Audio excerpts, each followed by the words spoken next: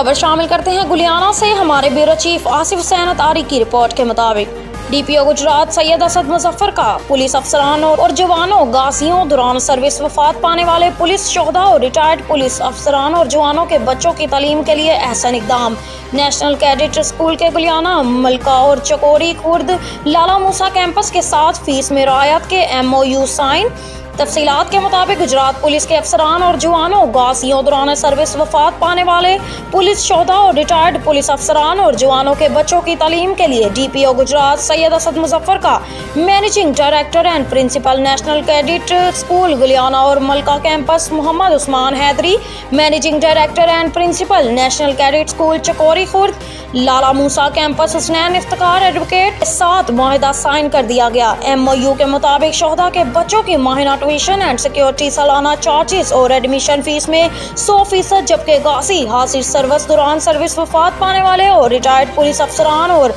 जवानों के बच्चों को माहाना फीस में 50% रियायत दी जाएगी।